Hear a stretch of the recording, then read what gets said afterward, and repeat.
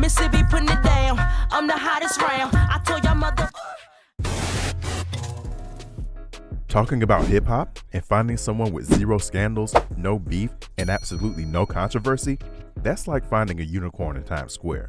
But Missy Elliott, she shattered that myth and turned it into her anthem.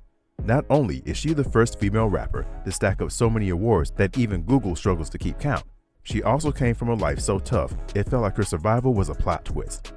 Broken family, major health battles, and still, she flipped the hip-hop world on its head. If you want to know what rap stardom really looks like, buckle up, because this story is everything. And there is no doubt that Missy Elliott broke down the door, but her story was far from a normal one. Born as Melissa Arnett Elliott on July 1st, 1971, Missy was a firecracker from the jump. She had the kind of charisma that could light up a room. And trust, people noticed.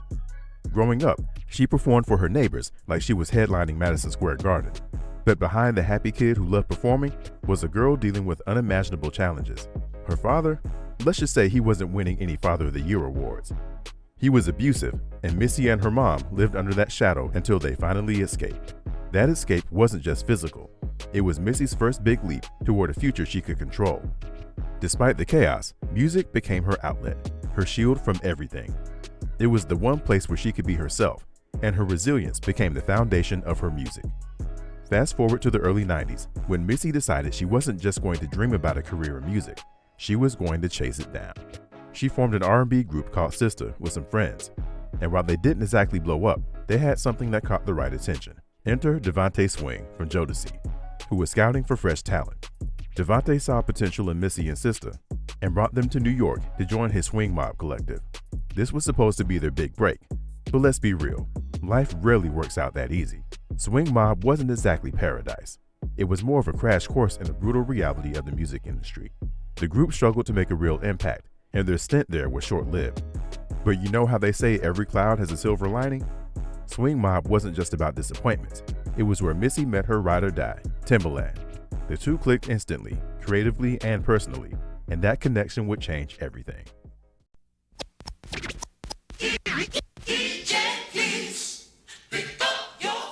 Missy and Timberland together were like mad scientists, cooking up a sound nobody had heard before.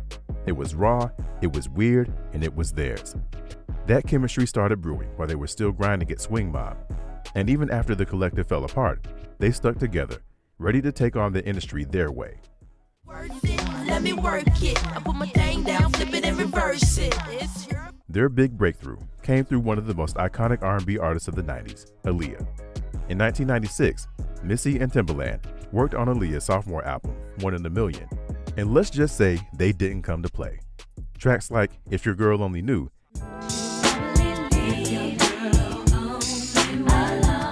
and the album's title song introduced a sound that was so ahead of its time, it felt like it had come from another planet. Futuristic beats, hypnotic rhythms, and Missy's unmistakable writing made it an instant classic. At this point, Missy wasn't just a behind-the-scenes genius, she was a hit-making machine for other artists too. Before she even dropped her first solo track, she'd already ghostwritten and produced hits for SWV, Jodeci, and 702. She was quietly shaping the sound of the 90s, all while planning her own domination. And when Missy Elliott stepped into the spotlight with her debut album, Super Duper Fly, she wasn't just entering the game, she was rewriting the rules.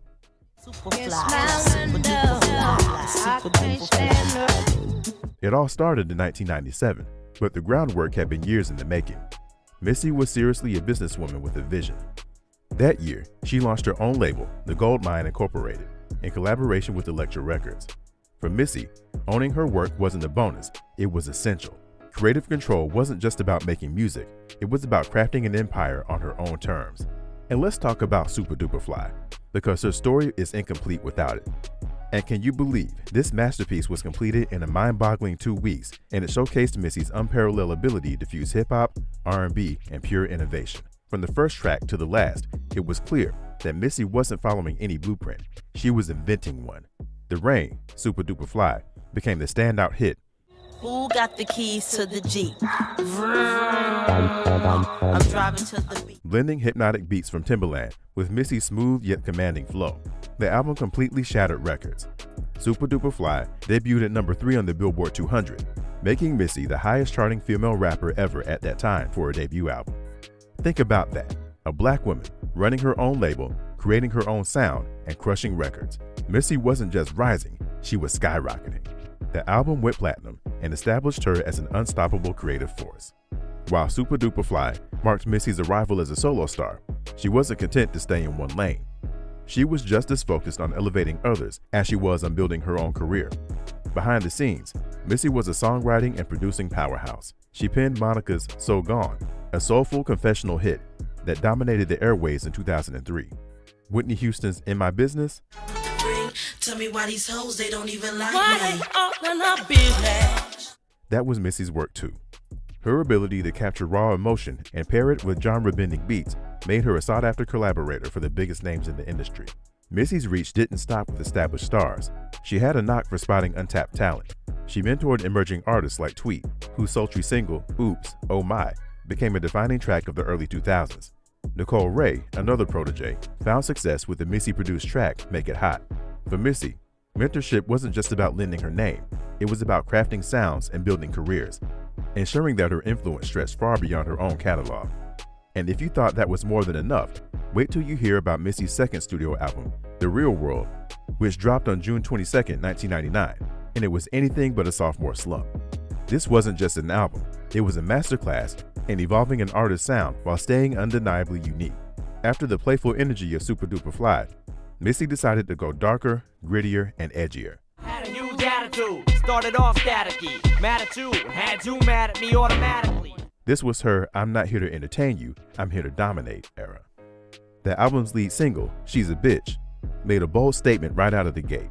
The track, with Timberland's futuristic, bass-heavy production, and the music video was an absolute masterpiece. Directed by Hype Williams, She's a bitch. When you say my name, talk more jump, but won't look my way. She's a bitch. the visuals featured Missy in a sleek black leather outfit, submerged in water, surrounded by stark metallic sets. It wasn't just a video, it was an event. Missy had gone from wearing trash bags in The Rain to redefining the word iconic. And then there was Hot Boys, an anthem that rewrote the record books. Released as the album's second single, it was a collaboration dream featuring Nas, Eve, and Q-Tip on the remix. The track was pure fire, swaggering lyrics, hypnotic beats, and a hook that refused to leave your head. But its success was even bigger than its sound. Hot Boys dominated the Billboard Hot Rap Singles chart, holding the #1 spot for an unprecedented 18 weeks. Nas in your area, Queens about to tear it up. Braveheart, y'all scared of us. Real niggas, they. The accolades rolled in fast. The album earned Missy Grammy nominations, including a nod for Best Rap Solo Performance for She's a Bitch. Awards weren't just milestones, they were validation that her daring, out-of-the-box creativity was changing the game. By the time the 2000s rolled around, Missy wasn't just a star, she was a powerhouse, dominating the charts, the airwaves, and the industry. But Missy's journey wasn't all about the highs. In 2008, the queen of reinvention faced one of her toughest battles yet. Diagnosed with Graves' disease, an autoimmune disorder affecting the thyroid, Missy began experiencing debilitating symptoms, including muscle tremors, extreme fatigue, and a racing heart. For an artist who was used to commanding the stage with energy and flair, this was a brutal setback.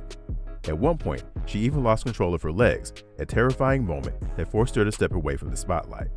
Missy didn't let the diagnosis stop her completely though. Even during her hiatus, she kept her creative engine running. By 2015, Missy was ready to reclaim her throne. And reclaim it she did, in the most epic way possible, the Super Bowl halftime show.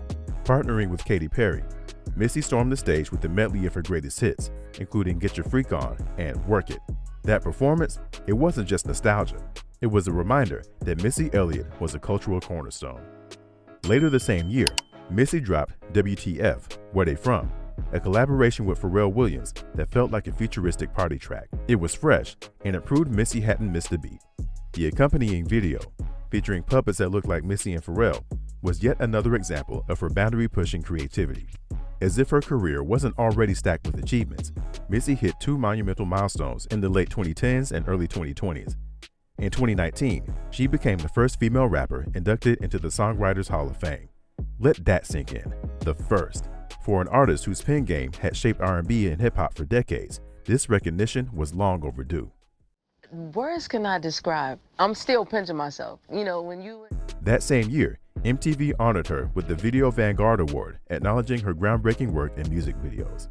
And then, in 2023, Missy Elliott reached a pinnacle few could ever dream of. She was inducted into the Rock and Roll Hall of Fame, becoming the first female rapper ever to receive the honor.